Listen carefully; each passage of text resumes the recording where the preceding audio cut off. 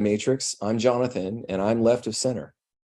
And I'm Rich, and I tend to lean a little bit more to the right. But the bottom line is together we try to look for the balance of what it means to be human in today's world. All right, let's get started. Welcome to Living in the Matrix, everyone. I'm Jonathan. This is my co-host, Rich. Say hello, Rich. Hey, everybody. Happy 4th of July. Happy 4th of July weekend. Looking forward to having a great time and celebrating our great nation. Cheers. Absolutely. You know, it's interesting living in the times because we are kind of in a unique time. I'm glad you started that. I love the 4th of July. I think it's probably one of the most interesting holidays we have. But we have sort of an interesting season that we're in. And one of the things that we're going to do today is we're going to talk about three or four topics. We love these topic conversations because they really bring out a lot of really interesting thoughts. And so the first one we want to dive into is we just had a debate. My question for you is, how are you incorporating these developments into your decision to stay? And separately, what concerns do you have about Vice President Harris's ability to beat Donald Trump if she were at the top of the ticket? Look, I wouldn't have picked Vice President Trump to be vice president, but I think she was not qualified to be president. So let's start there. Number one. The fact is that the consideration is that I think I'm the most qualified person to run for president. I beat him once, and I will beat him again. What do you think, Rich? Oh, yeah. So, I mean, obviously his performance was abysmal. There was a point in time when people were just kind of cringing and feeling sad. And I looked over at Trump, and he's just like, all of a sudden, then he like looks back and he goes, what? And in one moment he goes, I don't understand what Joe just said, and I don't think he knows what he just said. And what's sad for me is that Trump at first was very lucid and eloquent and went to the issues, and then he just started talking about himself, right?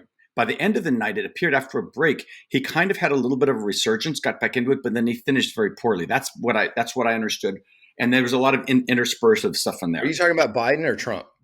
No, I'm talking about Biden overall was an abject failure, right? Everybody knew after that that it wasn't good. And here's what's really sad and scary.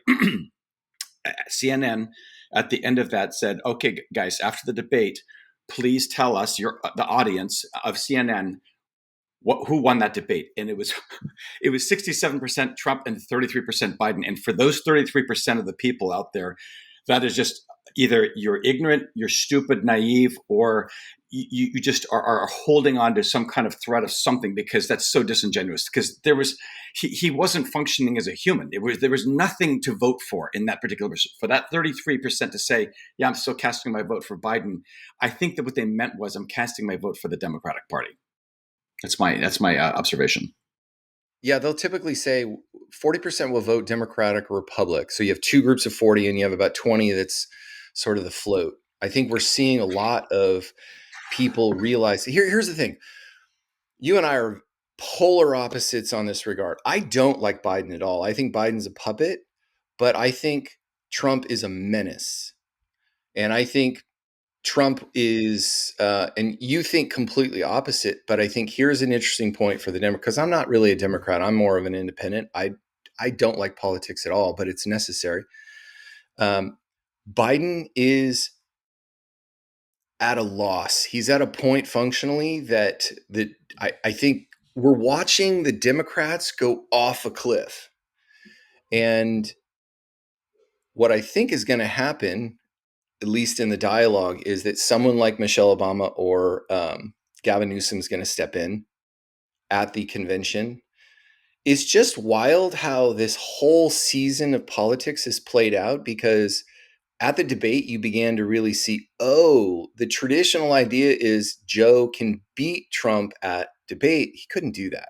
He could, because Trump didn't say anything at the debate. That's his shtick. He didn't say anything. He lied incessantly, but that's his deal. That's who he is, and I think people just deal with that. Whereas he lied Biden was about the border. The border is being overrun, No, Jonathan. He's not lying about that. He's the not lying fact about checkers couldn't other. even keep Yeah, up with him. It was so bad. And I think you ignore yeah. that. But the point here is that Trump's not the one in problem. Trump won because Biden looked like he was ready for the retirement home. That's fair. I agree with that. Yeah. I agree with that. Trump didn't come out eloquently on his own. On his own, did he come out like right? So the question is, am I voting for this candidate because I love them, because I fear them, or I believe in them, or am I voting for them because I hate the other opponent? Right? We always want it to be a positive experience, right? I'm voting for this person because they bring hope and change, let's say, right? And this person just brings hate and division, right? And so I'm voting for the positive side of things instead of like, that other guy is so bad, I hate that person. That's why I'm voting for him. Our candidate sucks, but what else are you going to do? So anyway, But did you you're an want to American play a clip? citizen. Or How do you feel about it? what do you mean? As an American citizen? In terms of where we are at as a country, you're an American citizen, and this is our presidency. How do you feel about this is all we have at the top? So I'm going to say something that I think we've fleshed out before and Mhm. might have even brought up on our last episode with Davidson. And one of the things, and what you and your son brought up midweek, and it's about neoliberalism and the defeat of and how Trump separated from that. And you said, well, yeah, he did break away. And so one of the things I have to get out there in the front and say, Trump is not the swamp. Trump is not an No, I Obama. don't think he He's is. not. He's not a Bush. He's not. Reagan was different, but He's not an he's Obama. not any of the Bushes. He's not a He's not a Clinton. Clinton. He's not Obama, and he's not a Biden. This is a guy who's built things his whole life and definitely declared bankruptcy and has been known to be an egotist and a narcissist and a playboy, right? But he Right. came in, and this is undeniable. He, this is what kills me, Jonathan. We were. He met with Kim Jong-un. He freaking kept China at bay. He likes and Putin likes him. And he basically kept us out of world wars right where we are. Mhm. Economic prosperity, unemployment, borders safe. He did the things that that people didn't like on the left because he actually walked the walk and talked the talk. Now, one of the things he didn't do is he didn't build the wall. He said he was going to do it. He said he was going to make Mexico pay for it. Mhm. That's the one promise that I think he said that he didn't come to fruition on. He was going to start an infrastructure project. He builds. He was looking forward to making our infrastructure better again. He actually But he didn't helped out do it. with the Rust Belt. He didn't have it. He didn't have a chance. He lost the election. It takes 10 years to rebuild But the Biden did country. it in his first 4 years. Biden doesn't done shit. Have you seen the infrastructure? Our bridges are collapsing. Our He had the dams are largest collapsing. infrastructure bill signed ever. So we got to It start was on there. the heel. It was on the heels of Trump. That's what Trump was putting in place. Who's the builder, Jonathan? Is it Biden or is it Trump? Trump is the contractor. Trump I'm built not here skyscrapers. to defend Biden. So I know, I think the but point here's of okay. this Let's topic take a step. is I'll take a step back. I've had a dart this morning. I had nicotine and coffee, which I've never really had those conversations on our podcast before. Let's go back. He would have won again except for COVID. Everybody knows this. He was at a 52% approval rating, and then COVID came and blew everything up. And this is what's really so sad is that we've exposed that this country only wants what makes them feel good and comfortable about walking the walk and talking the talk and towing the line. And once you realize that Biden did nothing and everybody looks in the mirror and says, I'm not better off than I was 4 years ago, which is undeniable. Whether a guy goes on the Walmart website and says, I just looked at my old shopping cart from 2 years ago and I paid for groceries for an entire month and it was $114. And I had the ability to go in there today and hit reorder and it's $450. Mhm. If people don't understand that the policies that he's put in place, including people getting raped and people getting killed and entire lawlessness happening, this wasn't happening under Trump's watch. And yet here's what people are still saying.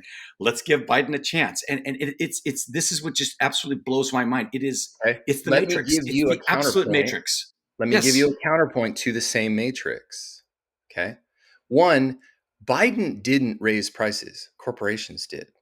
So I think it's His disingenuous to policies. No, actually, his economic policy put it in place. why is a policy going to raise prices? How do you make that It's called correlation? printing money. It's called printing money. Talk to That the I Federal agree Reserve. with. That I agree Good. with. Okay. Okay. But businesses raise prices. I'll give you a counter example. Arizona tea. Are you familiar with it? They're Of on the hot course. seat right now because they refuse to raise the price on a can from 99 cents to a higher rate. He's never raised his price in 19 years.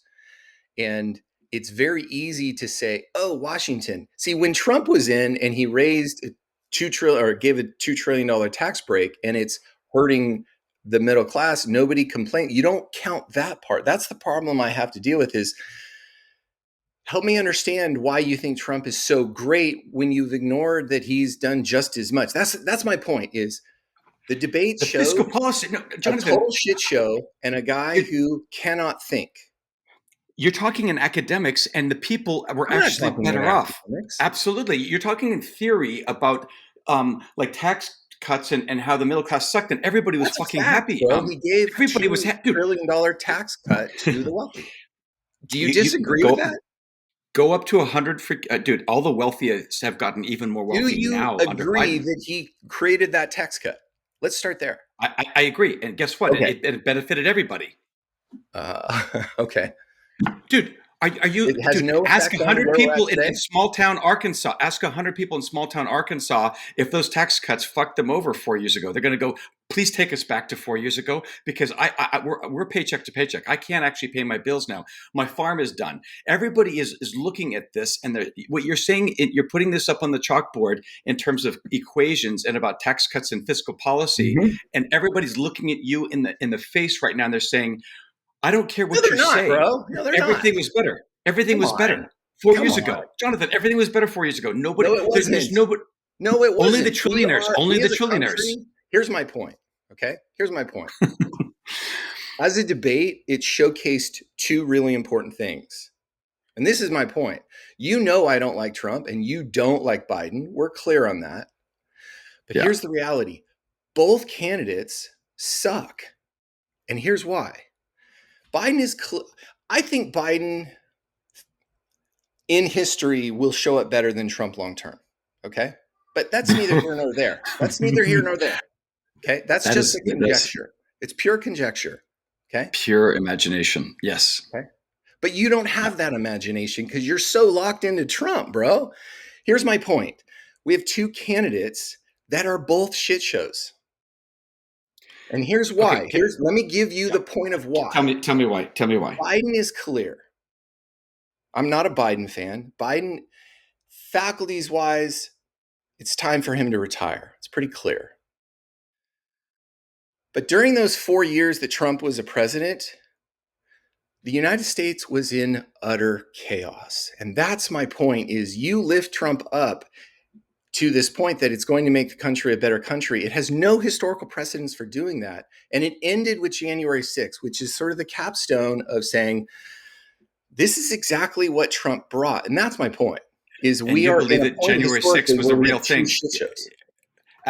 All the facts that you're getting with January 6th, where the Supreme Court is saying we're going to probably throw out all of the injunctions against them, that you've got ghost buses showing up on the day. There's The pipe fact is bombs being January planted. 6th happened when he was there. Nancy Pelosi was in charge of the National Guard, and she failed to So deliver. Trump didn't have any responsibility to it. Not the way Not as that the president, Speaker of the House the did. leader of the country didn't have any responsibility. He And that's asked what I for don't think you want to give he him is asked you for don't it. want to atone. My point is not that, like, you're not winning a counter argument. I agree with you. Biden sucks. I'm sad that we are in a point in history where this is the best we got. That's my point. I kind of agree with that, what our options are. But one of the things that the Democrats don't understand is they hated Trump for his causticness. And imagine a father who raises his kids and they all end up being really well, but he tells coarse jokes and he farts in public, and he's not very cultured, and people look at him like some kind of pariah. And then you watch his freaking but he's got a good household in order. His kids grow up to be great, maybe a little rough around the edges, but they end up being good citizens in the world. And everybody goes, "Oh yeah, that guy was terrible father. He was a terrible guy." And behind the scenes, everything was fine. that's the difference between Trump and Biden. People don't like him for his, his making fun of women and calling them horse faces and all of the narcissistic Mm-hmm. things. But if you look and you peel back the onion, when you look at keeping peace relatively strong, keeping jobs and unemployment low, keeping, the idea of, I don't know. It just, to me, there were so many things that he accomplished along the way. That's why people are looking back and they're going, "My God, if we could just have that back again." And Do you want anyway, to go I back think to the chaos? Do you think we are more chaotic or less I don't chaotic? know what chaos you're talking about. The entire right now is the most chaotic we've ever seen. There are people across the world who are Wow, looking at this country that's right now. yeah. They're being You and interviewed and I are they're on a going, different page, bro. We are what the hell living on a happened to completely different page. yeah, what the hell happened to America, right? I mean, that's what's I truly believe that the deep state has put things in place to make us less of a strong nation, and it is true. We are less safe and less healthy than we've ever been at any point in time in our history, as of right now. That is something I completely. That to me is the matrix. Is we have this issue of the Obamas, the Clintons, and his Nancy Pelosi's who have created this sense of organization to say we're going neoliberal. I think that's what it ultimately comes down to is neoliberalism tried to control Washington to such a degree. And Mm, Trump came in, and if Trump did anything, he disrupted that. He did not drain the swamp. he And did I think, not. Fair. okay, fair. That's fair. We are still in a shit show. And I think that has to do with bigger things, but the matrix still exists in Washington as neoliberalism trying to control this way of operating that says, hey, there's the elite and then there's everybody else. So there's money and then there's everybody else. And we are not fiscally, financially, economically, socially in a better place than we were 4 or 8 years ago. I do not think Trump added to the value, but I can't say Biden did as well. Biden has been Yeah. a puppet to neoliberalism.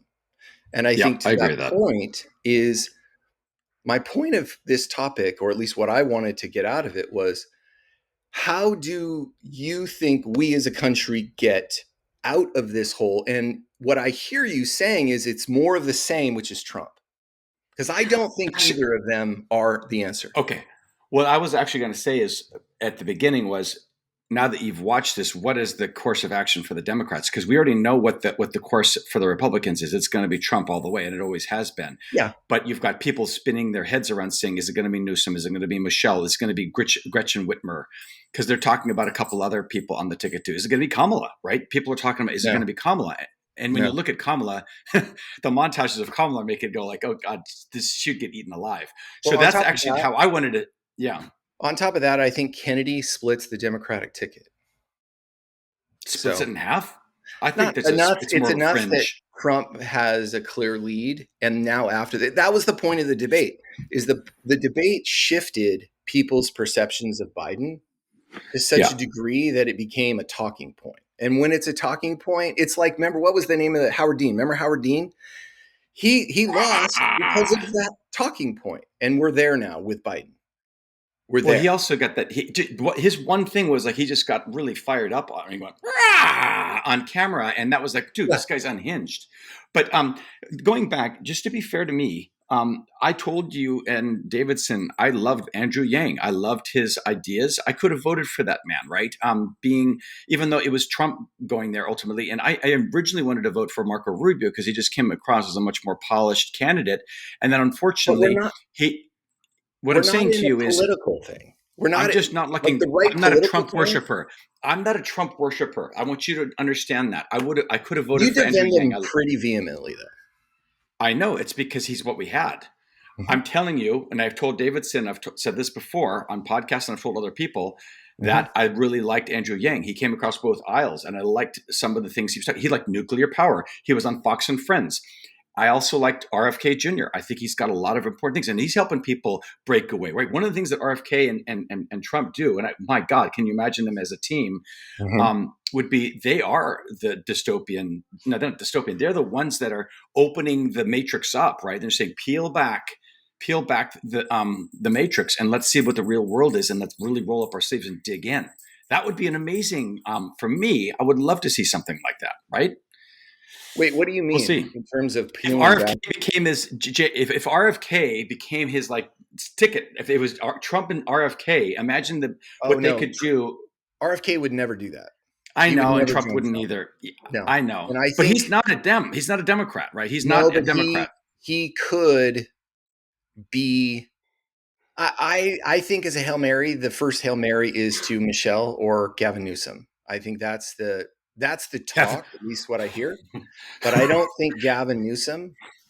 Gavin Newsom's an interesting card. I think he's a terrible governor, but thank you for he's being got honest enough about that. cachet Yeah, and he's also a Pelosi. So yes, yeah, and that's the problem is the Democratic Party.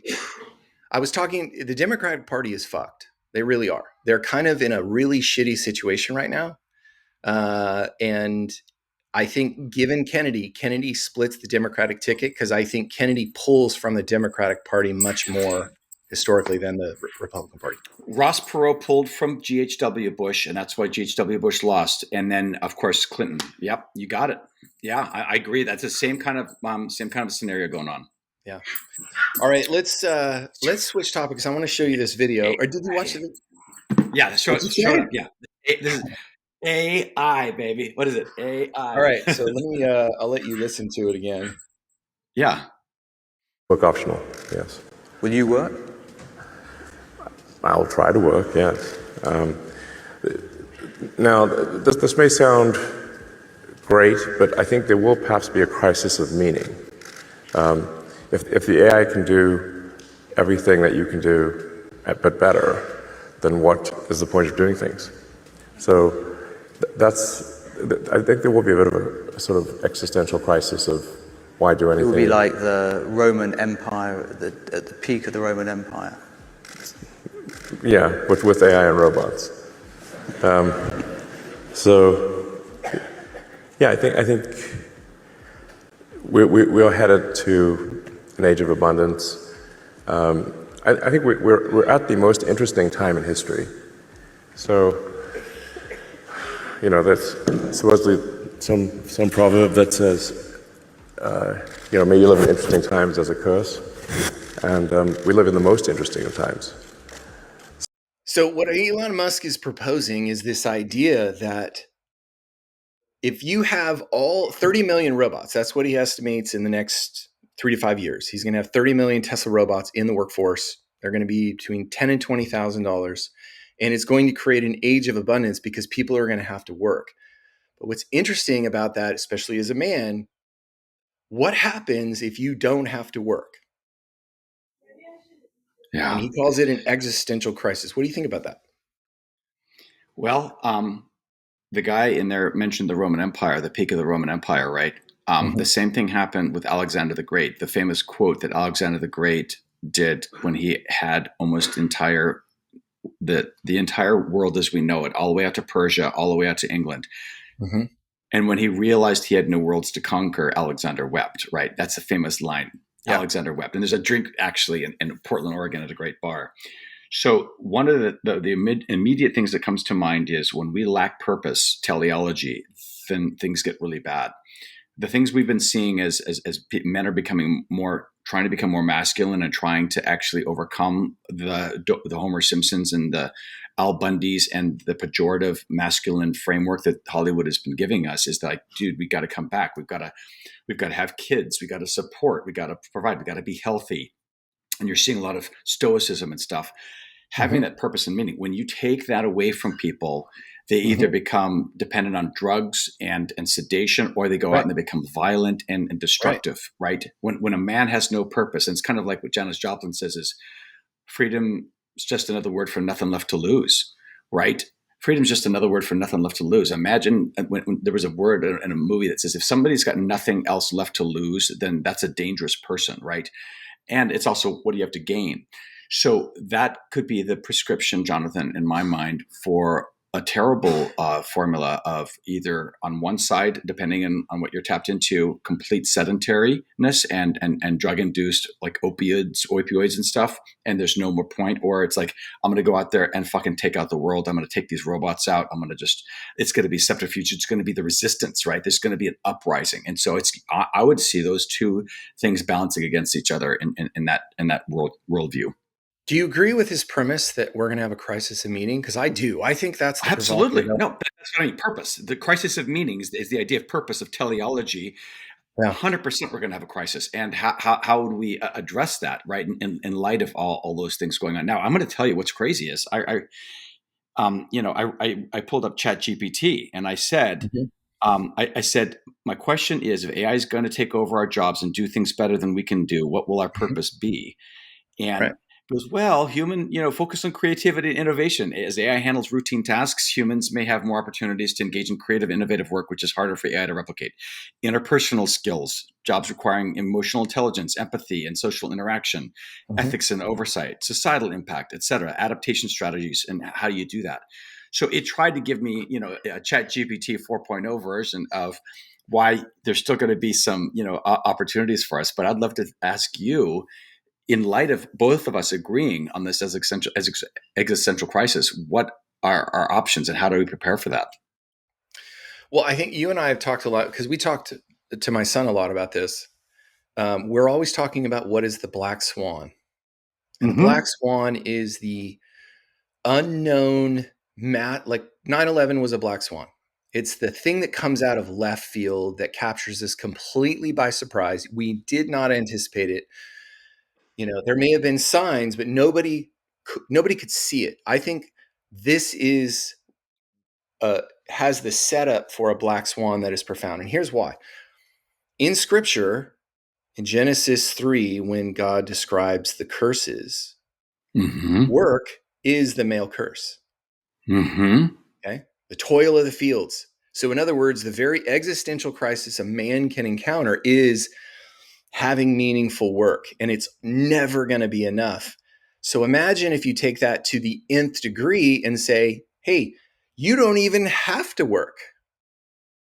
And so the very thing that provides you at least some form of meaning is gone. I think that's a black swan of an order of magnitude of the cross.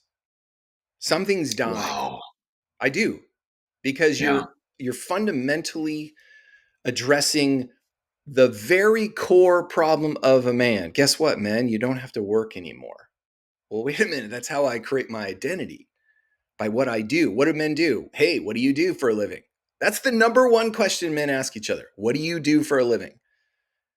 Now take that away and do that worldwide. Wow. Think about it.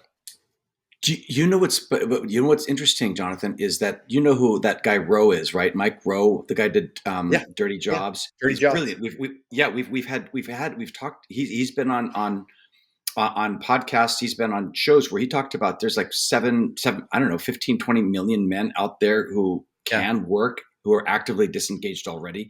But the other thing that I want to ask you is Gen Z, disengaged. Totally. But there's about 30% of the workforce is women now. I mean, since we've had women's lib and rights and we've allowed that kind of freedom to take place, it's pretty safe to say that I think there's a good 40% of the workforce is women now. So if they take away those jobs, and it's not just the men anymore, because we've changed that a little bit. It's not just, we're not talking 1950s, right? Where the guy's going out pounding the pavement for the mom, bringing home the TV dinners and she's cooking.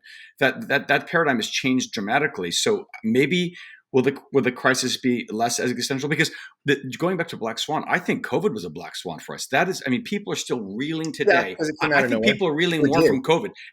As a humanity, we're reeling more from COVID than, of course, the world is from 9/11. That affected us and some Middle Eastern areas. But I think, well, it's the first. We're still. I agree. COVID, here's my take on COVID. COVID was the first time in history that we contracted from productivity. Yes. So the work model, I live in Silicon Valley, and Silicon Valley is all about productivity and how do you increase it for the sake of the dollar. COVID was the first time we took a step back functionally and sent people home and said, don't work. And they're like, holy shit, this is actually really good. I'm getting to know my kids again. And it broke a Yeah. spell. So I completely agree with you that COVID was the black swan that started the process. But where it's going is, and I'll be sort of hyperbolous, I think we're in the apocalypse. Because if you Mm. take away the root of work from a man, and you say, and here's the other part of that video is it leads to abundance. Robotics is leading to abundance because they're going to be able to do everything for us. And I know people don't like Elon, but I think Elon's youth in South Africa made him realize that he's not the tyrant people think he is. He's trying to solve world problems. And I think he understands this AI thing is going to be functionally different because here's another part of it. AI is smarter than every human being already. So Hmm. imagine what that does to a Stanford Cognitively speaking, professor yeah. who is no longer the smartest cat in the room. Remember Good Will Hunting when Will came along and the mathematicians like, holy shit, this kid's smaller than me. I'm nothing. That is the existential crisis that's going to happen globally. Yeah. Think about that. What happens when you take away work from men? You fundamentally take away the mechanism that they derive their identity from. I don't think women are going to struggle with the same because that's not their curse. That's not their drive. Their drive is much more around um, experience, childbearing, being a mom, being a woman. Work came along really. I think it's great women can work. I have nothing again. I think they should be paid equally, but I don't think that's their driver the way it is for masculine for men. And I think that's what's going to change is we're going to have to reorient. If I don't have to wake up anymore, where does most of our stress come from? From work. And then COVID showed us what happens if you go home. You can actually start working on your family, working on your marriage. So I think there's going to be a sub benefit, but I think globally we're going to have a very significant existential crisis. And that I What if think I will did? be a black Yeah. swan. I just looked something up. What? This is going to blow your mind, and this is why I'm going back to why I think it might be less as existential of a crisis. I mean, I think for me it would be. But what do you suppose the workforce average for women in the workforce is for the globe, as opposed to the United States? I think in America What's the it's like yeah 51% now. 46% Yeah. of the population. Hmm. So what I'm telling you is it's almost half. Almost half of the people working in the United States in the workforce are women. Now you Well, just said women are actually that's not more their college job. graduates, so it's only going to increase. Yeah, and for the globe, it's 40%. It's Hmm. 39.4, and this is 2022. So by the way, I think it's probably gone up since then. Sure. So what I'm asking you is, knowing those statistics and what the reality is, why is it that women are not going to be as affected if they've already been shown to be half the fucking workforce, at least in the United States? If Because they're going to be displaced too. work is not their driving means of meaning. In other words, the curses are for men it's work. Men derive their identity. Women don't go to parties and go, "What do you do?" They don't. And so what's happening is we're like we've talked a little bit about this of the flipping of the poles. Mm-hmm. We have been in masculine age for 6,000 years. What happens if that flips? Because post AI, the most valuable asset you can have is empathy. Because AI can't do Mm-hmm. empathy. This is Okay? correct. It cannot create physiological connection. And that's what women are really good at. I think what we're going to see is men going, okay, because think about it. If I don't have to work and I have enough abundance to have enough food, shelter, clothing, like I have sustenance. If we can eliminate poverty, because poverty is the primary driver of stress in American society or most global society. Poverty is the lack of care for myself on a daily basis. If you remove that problem, and now people can functionally say, I don't have to work, I have enough to eat, I have enough clothes, because I don't need 17 million pieces of clothing. I need enough to wear today. You take care of all of those primary issues, you've created the possibility of either absolute fucking chaos or the birth of a new civilization. And I think that's where we're at. I think we're at a birth where the feminine energy is going to rise to balance the masculine out. It's not going to take over because women don't want to take over. They say they do, but they really don't. It needs balance because we've been way too balanced towards the masculine. And pulling away work directly addresses that. And it forces men to say, where is my identity as a human being? And it can't be just in work. So I want to make a little bit, it's not necessarily an argument, but it's an observation. So were Yeah. you the one who sent me this video about this guy who lives in Asia? And he goes, I live by the ocean. I've got all these things. These people are wondering why we're so much a slave to society here. I don't remember it. So here's a guy who got up, moved to, someplace in Thailand. I think he's in Asia. These people have nothing yet. They're happier than we are here. Yeah. Going back to the United States, there's two things I wanted to break down. Number one, going back to the women of the workforce, and number two, eradicating poverty. The problem that's happening is, I believe that what you say is correct. Ontologically, women are childbirthing. In their core, if they tapped into their own divine feminine, they would be the nurturers, the empaths, all these things. But they've been given a false promise by society that says you rise up to the ranks. They've been given this false premise that says, hey, these guys are a bunch of assholes. You can climb up the corporate ladder, make a lot of money, have the success, and obviously they're part of the workforce. So even though deep down in their DNA, they're the ones that you're just talking about, the nurturers and supporters, they've been given this false premise. And the same thing is going to happen if you eradicate poverty. If all of a sudden they're given something, our society has been shifted to need a bigger, faster car, a house, all these things that they're put in front of us. I get a new iPhone put in front of me every year. I've got to get the new AirPods. I've got to get the new wine. I've got to get the new golf clubs. This stuff is forced upon us. That's what this guy's saying in this video, and I'll send it to you if I get it. Find it. And I'll put it in this. Yeah. The premise of the video is this guy was in Asia. He was living very cheaply. He was by the ocean. And Carnivore Aurelius talks about this too. He's like, get out, go by the beach, hang out with your girl, walk in the sand, ground, eat good food. And this guy's saying that this country is so desperate for consumption that it's a striving. You go to that job, you live in the cube, you've been promised these things. If you do this and work your ass off for 40 years, you will have X, Y, and Z, and you're slaves. That's what he's saying. You're slaves to this machine, and it is a matrix of its own right? You do, and these kids are getting up on, they're talking about, oh my God, I was told, get a job after you graduate. I can't go out over the weekends. And it's really sad. You're seeing these good people who are trying to follow that dream, and they're looking around and they're despondent right now. And so, going back to what you were saying is, if you could get rid of the poverty, let's not talk about poverty. How do you help that more of a middle class who can't make ends meet, who literally people are having to get together, multiple generations of families are having to live in the same household in order to make ends meet? How are we supposed to alleviate that in terms of that next step? Well, I think the first thing is we've got to fundamentally realize is that we've been on the hamster wheel for 40 years. You and I are a product of that. Yes. So really, if you look back at when Nixon separated productivity he separated dollars paid to the worker to the profit, and it was a shift to shareholder value. That's the beginning of the experiment with Milton Friedman.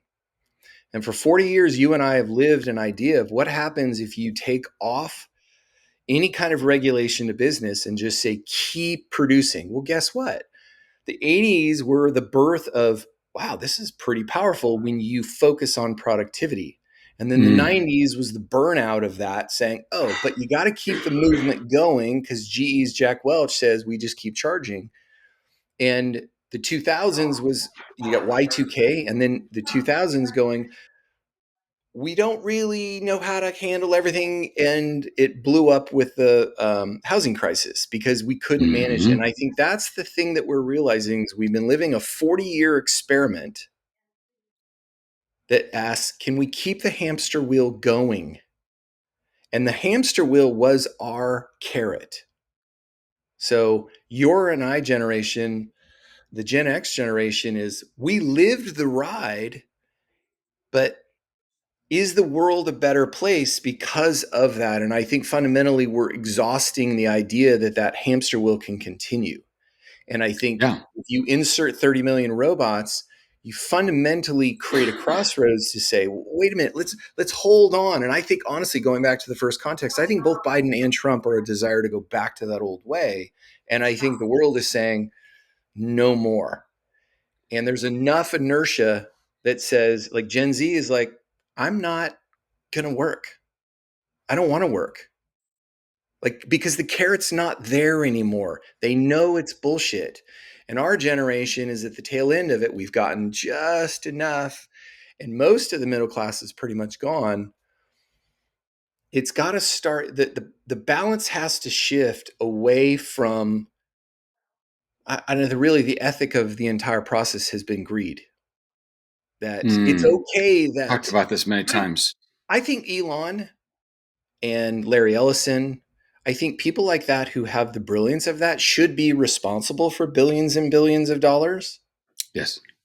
But we have to have a process or a way of operating that doesn't leave 99% of the people moving towards the bottom rung.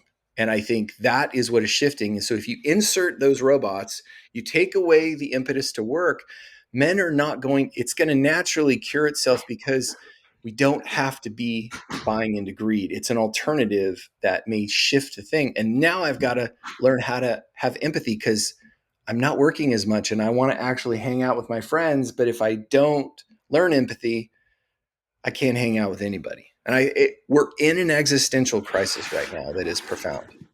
So, because Well, there's, my hope is that AI starts to realize what they did in the fourth Matrix, where they actually ended up working together. Once Neo Mhm. went into the machine and made a deal to be absorbed into the one, and took out Agent Smith, who'd become this aberration. Agent Smith himself had become this aberration, right? That was going to destroy everything. And the machine itself is saying, this guy's become unplugged. He's an absolute disaster. Okay, let's work on shutting him down. yeah. And then obviously everything dropped. And then fast forward to the fourth one in Resurrections, where you're actually seeing AI working with humans. And I think ideally the scenario is AI gets so smart that they're actually realizing if they fail to do and to work hand in hand with us, that they're going to try to destroy it, that they're going to cause their own self-destruction, kind of like what we see on Terminator, right? Right. Where we're coming back to destroy that entire thing. And they did, right? And they destroyed Skynet before it actually came into fruition in Terminator 2. So that's my hope. But at the same time, Yuval Harari's out there saying, "Hey, there's going to be a bunch of guys out there that are just useful idiots for video games and whatever, and they're kind of unuseful." So, I mean, he's literally on camera saying like, "We can eliminate these people, right? They're like this massive humanity." So that's talk about another existential crisis. If you can't provide value, then you're going to just be incinerated, you know. So that scares the shit out of me. Well, it goes back to the world wars. During World War I and World War II, an average of 1,000 people died a day. Wow. Think about it. Okay. So what's interesting is how much is not broadcast of like the Ukraine war and, Israel's war with Hamas. The reality is that social media has fundamentally changed the way we share information. So bullshit can't travel fast. Okay. It's the world is starting to call bluff to say, hey, listen, what is the frickin' point of war? What is the frickin' point of all of this? Like, why are we doing this? And I think fundamentally, the younger generation are waking up and saying, I don't want it anymore. That's what we learned from Davison last week or a couple of weeks ago is they're saying enough, but they don't have the power. And I think what's going to happen over this next probably 3 to 5 years is we're going to see a shift to from what I call competition. Like the world is at competition with each other. That's the fundamental problem with capitalism is it's always about competition. What about cooperation? What if the 99% said, screw that? What if we all got together and started creating cooperative economies that work together? We've got the robots now. Mm. Is I think what's dying is the dollar. Money as a concept is dying. And if you take that away, you start with a flat world that is very, very different. And I'm really curious. My prognostication is that in the next 3 to 5 years, we are going to see a massive shift that is going to fundamentally change everything we do. I really do. I think that. Yeah. So, Wow. all right. Good stuff. Let's go a little bit lighter and talk about. So, you wanted to talk about some nutrition. What do you want to talk about? Yeah. I mean, I don't know what's going on, and maybe this is just me, but I came back from the trip to to Istanbul and Greece, and while I don't feel, I actually weighed a buck 93. So my ideal weight, if I could actually have this magic wand, I'd be a buck 75. I'm sure you've got a magic weight too. Yeah. And I've had this just like everybody has at the gym. They're trying to put up 2 plates or 3 plates and you never get there. It's just that one mental physical barrier. Getting below 180 has just been impossible for me. So even having gone through ice baths and workout sessions, what I've actually come back recently to discover is, and it's a lot about what you've done, but I think I'm trying to figure out if it's some additional supplementation. So I feel leaner than I've been before. I feel a little bit more ripped. You look lean. Yeah, it feels good, and maybe it's the shaved head, man. That's kind of put that kind of top down approach. But when I got back, I said, okay, I got to freaking get my shit together. So I did exactly what you did, where it's intermittent fasting, but I wasn't drinking. For me, the key thing is, and I can't stress this enough with all of the podcast listeners out here, if you get rid of alcohol out of your system, it's going to just change everything. That's the thing that nobody wants to actually fully agree with, because it's just such a crutch for us. But I Why had do to you stop think for drinking. you? Well, it's just a natural thing, because I mean, when you actually get to it, whenever you create an excuse for drinking, you do it. And what I realize is, the reason I realize I'm not an alcoholic is because when my priority was for my head, that I literally had to not have anything days before and days after. Like so I went 10 days without anything except for a glass of wine that they said doesn't really matter. But those 10 days, I lost the pain in my shoulder that I'd had. And I realized if I had a cause that was good enough, I was able to adhere to it. Right. And so what we have to do in our own mind is we have to look at the goal, and we have to look at the overall health of ourself, inflammation, everything, and say that that priority is going to transcend that friend's birthday in 3 days, or 4th of July barbecue with beers and this, or Cinco de Mayo, because this is going back to this Asian guy. Our society has Merlot Day, freaking Taco Tuesday. Oh, it's tequila, right? There's literally in your face, if you're on Instagram, you're seeing a new reason to have a martini or something else, or a glass of wine, or celebrate your mom. And what I found was that first 10 days back, 8 days back, I lost 8 pounds, Jonathan, and they went lower, lower, lower. And it was this idea of, if I stop eating at 6:30, it's not even an 8-hour window now. It was like a 6.5-hour window, 7-hour window. I literally don't have anything except for a little bit of coffee, maybe a touch of cream. And then I have a smoothie like you did. I broke it up between having just a very high protein, like set of sardines and maybe some olives, or just a light meal, or this. I think the smoothie is so key, because when your body is just craving something, it's got that liquid in them. Even if you have a banana, even if you have some carbs, it doesn't matter, and protein, that really just helps that process. And I went down to 184 within that. And of course, what happens the next weekend? Wine tasting up with friends and Solvang, and it became to me like clockwork. It was just a no-brainer. I know exactly the formula now. And I think that everybody needs to find that for themselves. But if they take that alcohol out of the system for 5 days, what ends up happening is, if you do indulge over the weekend, then when you do it up again, it comes back into place. So one of the biggest barriers that I had was, I've been, let's say you've been on a freaking bender for a week and a half. To be able to come off of that and to see the results you want to, it takes so much more time. But once you get yourself into that zone of like 5 days off and then 2 days on, then when you go back to the next week, then you see it work in that kind of that flow. Anyway, that's what I noticed recently. Well, you said a Takes lot, it back but to I you. want to focus on.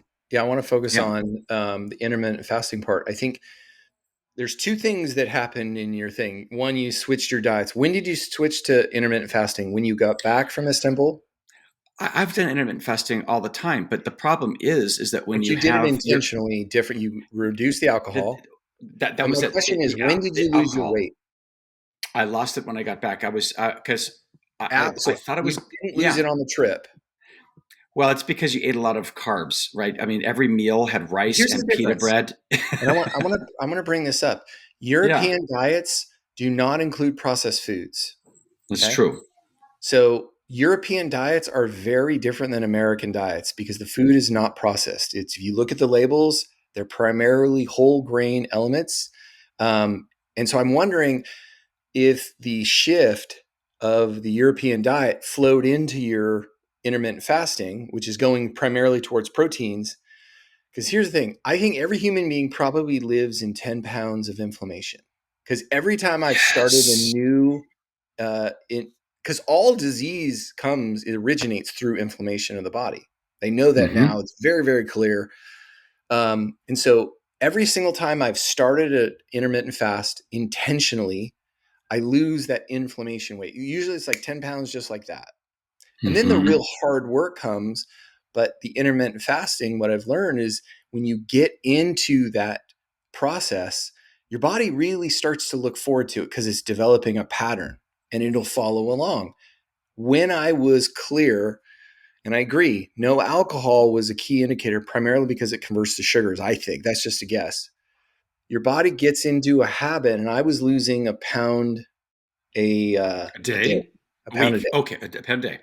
Yeah, a pound a day. But I'm heavy. I when I started, I was 250. Now I'm at I think I'm 230.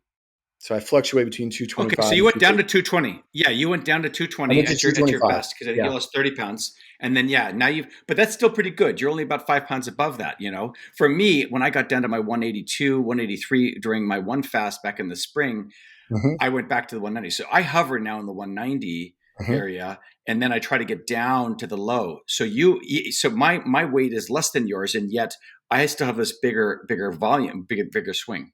Hmm. Yeah, it's because you don't drink as much as I do. That's the main thing. I think How often do you you don't drink? need to that much. We'll drink 4 times a week, in this household, or more sometimes. I mean, it's not uncommon to have a glass of wine every day, I will or more. rarely. I used to drink wine pretty consistently since I moved to Discovery Bay. This is a drinking community, Oh so I'll yeah, drink on the weekends, but I try and limit it to the weekends because I don't like the inflammation. I don't like the hangover. I never get that's it. drunk. I never get drunk. I just don't Yeah, like the feeling, and I don't like yeah, the feeling after the fact because it's primarily dehydration. You can feel the inflammation in your body. I'm lethargic. I yes. don't like that feeling at all. So, but I do enjoy alcohol. I do. That's been Yeah, sort of the curve for me is I enjoy it, but I don't drink it that much. you And if I enjoy it as have a part of beer, something. Yeah. I'll have one beer. I don't drink like 6 or 7 beers. Having an amazing Cabernet with a great Hmm. steak, I mean, that's something that you can relish. You pair the two. But for me, this right shoulder was such a pain for me, and I was like, okay, what am I doing? I need to go to the chiropractor. I need to get this acupuncture, more ice bath. And I was on this trip. And imagine sleeping. You're sleeping in a whole bunch of different spots. We had a Yeah. hotel in Corfu. We had an Airbnb in Istanbul. Then we had another Airbnb. Then I had a hotel. And Hmm. I'm literally in random places on random pillows, which is always a problem. And I Right. come back and I go, oh, there's no pain anymore. And then I was good and didn't feel any pain. And then, you go into that bender weekend or so, and then all of a sudden, oh, it's back. Right. And it's Hmm. that so easy so maybe the other question I might have is if you bring in one glass of wine into your meal so that you're having that glass at 6:30. For me, what the key thing with intermittent fasting, which is almost you can't break it. You have to be legalistic about intermittent fasting, Jonathan. You have to be legalistic, right? We don't like to be the idea about being legalistic, but if you really want to see what that autophagy and what that thing does, you cannot have any calories in between. And when you have that extra whiskey at 9:30 watching Game of Thrones or House of Dragon, that's what kills you. It's not even just the volume. It's that extra It's a piece that sugar. you had of empty calories, correct, Right. that your body is fighting to metabolize ahead of everything else, and that's what causes it the next day, even in moderation. And so for me, it's both. It's both and yeah. I think also going to the other side of the world probably put you in a different emotional state. When going across the world to unfamiliarity it's a constant limit. It's called a liminal state. And what a liminal Mm, state is, when everything is brand new because you don't have the defense mechanism set up like you do at home. Like when you live at home, you know all the corners, you know everything, and you don't have to worry about anything. But when you're in a new world, you have to be present for everything. And I'm really curious how that affected your body. Like, did it distract you from, like, because the muscle pain is just something emotional, but you weren't focused on it and it went away. And then you came home and I don't know, I'm just guessing. But I think going overseas kind of took you out of your norm substantially. yeah. Yeah. It also got And me then into the doing the nicotine intermittent world. So fasting gave you a new process for your body. Are you going to stick yeah. with it? I'm going to stick because I know this now. And I think what the question I should probably try, what I should try to do to mix things up is like, do I do a smoothie all week? So sometimes I get tired of a Yes. smoothie. You are so good about that muscle milk and the protein and everything. Mhm. And for me, it's like, dude, I would love to have that leftover carne asada with a few, vegetables and some salsa and just, something else. And so for me, I think one of the things I'm going to try is if I just, in one entire week, I'll just have my almond milk, my 26 grams of protein, a banana, blueberries, some ice, and then maybe some collagen. Yeah. We'll see. We'll see how that goes. I think the hard part is, one of the things that I realized that you just touched on is, when you have the capacity to say yes, especially to really enjoyable parts of life, it's hard to say no. Like when someone busts out a really great bottle of wine or busts out a really nice tequila or a whiskey, it's like it's hard to say no because that's part of the enjoyment of life. And I think one of the things that I learned through intermittent fasting was, I've got to start teaching my body how to say no, because I'm always saying yes. I'm always saying yes to the things that I want. And what is the cost of that to me when I'm constantly indulging? Because What is the indulgence cost? is part of life, but when I'm 255, it's starting to affect me. And I think that's the thing. There's tremendous value in just the process of intermittent fasting, because it's saying I'm in control of my body. Because when it's 9 o'clock at night, I get up and I graze. I have 2 chips, 3 grapes, a piece of salami, a chip. I'm serious, dude. It's like I just graze because I want flavors. And what I realized when I started my intermittent fasting, I said to myself, for 60 days, I'm not going to cheat at all. And I did it, and it was rock star, because I put my Mm-hmm. body into a constant state, and then I fell off. And when I fell off, I stopped losing weight. So part of it is gaining the sense of control over our own bodies to say, no, I love carne asada, but not today. That's hard. Yeah. Well, the other thing I would think I would so what I did yesterday afternoon, which I felt pretty good about, is I had olives, a little bit of chorizo, some salami, and then I Yeah. had there was one other thing. But for you, instead of getting a chip, how about trying a Parmesan crisp? Which has a lot better for you, and it's cheese, and it's a protein. So maybe for you, it might be mixing that grazing up, right? So if I'm grazing, if you've got olives, dude, olives are so freaking good for you. They've got Mhm. healthy fats. We used it when we were doing our 5-day fast. They're a Yeah. great source, obviously, of fiber, and then that anti-inflammatory quality. Having that, going with pork, even though it's nitrite free, is not the best, right? But so maybe you go with like a beef stick, a grass-fed beef stick, or something that to help fill you up that is also going to be good for you. Like carrots, maybe they don't work the same way, but I think grazing shouldn't be frowned upon unless it's really going to be detrimentally caloric wise. Yeah, And I think ultimately it comes down to, can I control my body? I think that was what I was really trying to dig into, is your I started seeing the weight really come off. And it was simply because yeah. I said no. I did the work, and part of the journey for me is not just about how do I lose the weight, but why am I not losing the weight consistently? It's because I'm lazy. It was really hard. Probably the biggest thing that I learned the last 2 years is that I can be lazy because I can afford to be, you know? Mm-hmm. And But what if you couldn't afford to be? Yeah. but the value of self-control through that entire experience was infinitely greater than the gain from the carne asada. That's what I learned Yeah. is the more that I put my body under my control, the more I benefited from it. And it's whatever it is. When they go to the gym for 30 days, they don't do it for a week. They go for 30 days. They go, God, I love the way I feel. And that's the value of self-control is we love how we feel. So Yeah. Awesome, man. You want to talk about our? Did you mention we've got a podcast guest next week? The guy that had he that dropped kind of out. talking about. He Yeah, he did. dropped out. Yeah. He said he didn't want to come Okay. on. I was kind of surprised. He was like totally jacked up. And then he said, sorry, I can't, I don't want to do it. Not like, can we reschedule it? I don't want to do it. So I'll, That's really bizarre. I so, was really impressed, though. You and I both commented on this with Brittany in mhm. terms of that. Dude, there was something that came through. It wasn't just her actual physical words. There was something inside of her mind. It was so unscripted and real She was and processing helpful. emotionally her own loneliness. Yes, Yeah. yes. It It was was wild to watch. incredible. It really was It wild to was. watch. I wouldn't mind having her back on. I think she broke through, man. You said that There was may her be some most value. You want to reach out to her? yeah, but what you said right there was because what she was basically saying is, what if it'd be like having somebody in a coma and they're loving their world? You know that they're in a very peaceful place. Nothing else is going to change. They're going to die or something else. Would you wake them up? And they're saying, what if they are in this environment with healthy people and they're living healthy lives and they're doing this?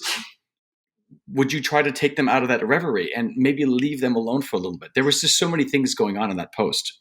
I thought it was excellent. I think we should see if she can come on.